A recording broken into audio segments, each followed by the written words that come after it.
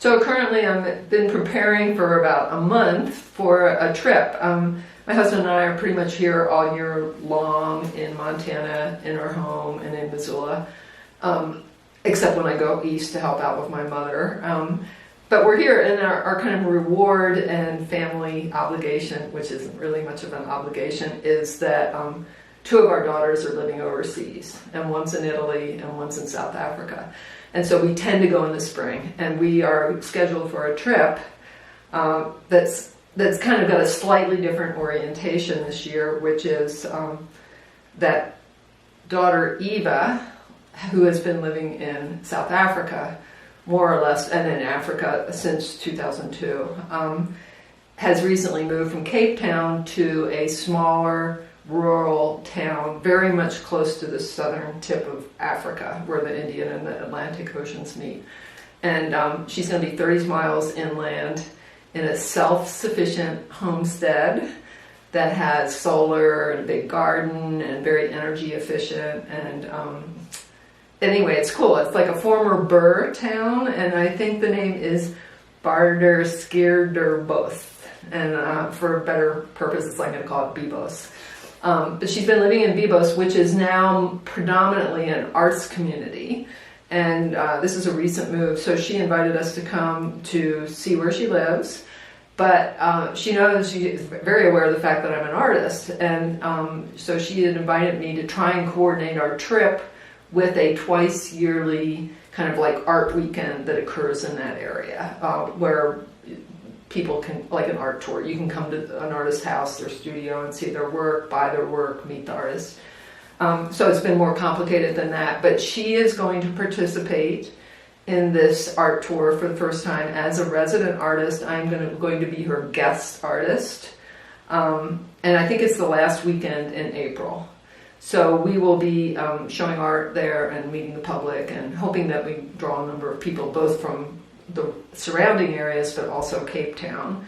And we're looking forward to it. It's kind of exciting. She's a really excellent photographer, and she's done tons of work with videography, and mostly in Africa over the past decade, easily over the past decade. And so she's going to show some of her photographs as a professional artist, and not so much for assignments, but like what she's taken personally.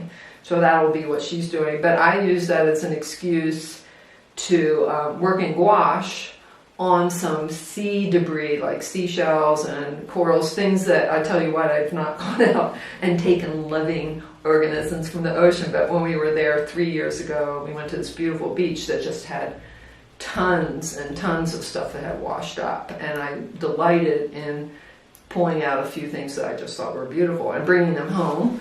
And so I hadn't done anything with them. I'm so busy that I put them in my studio 3 years ago and just kind of moved past that and have looked at them but not done anything with them. So the assignment to have work to show that fit the criteria of being smaller so I can transport it, possibly relevant to the local population, and affordable. It's like they had to be smaller to fit in the suitcases. And so I went, okay, this is great. I have an assignment with criteria. I like criteria. I think boundaries are good. And so that's what I've been doing. And it's been fun. I actually should have stopped painting a week or two ago to start packing. And instead I've been painting because it's a lot of fun. And I'm like, okay, at some point, got to cut off because I've got enough work now. But what I've been doing is using and sorting through some of the shells that I have, and this shape, I don't know, they were just in abundance, and I'm not sure what actual species or whatever of snail or water organism they are, but I just thought they were beautiful. And a lot of them are very old. They've obviously been undisturbed on the beach and being tumbled around for long periods of time, but what came out of it was using some of those things that I found to inspire drawings, which then I painted. I've been painting with gouache for about 35 or 40 years, and so I like it. It's really comfortable for me, and it was kind of fun to do things where I could not spend 3 months on one painting, which I can do under certain circumstances. I didn't want to do that. I want to do these more rapidly, and that's gave me a certain amount of freedom. Like, okay, you can't spend a week on this painting. You're just gonna knock it out. So that was fun. And then, so this is like one of them.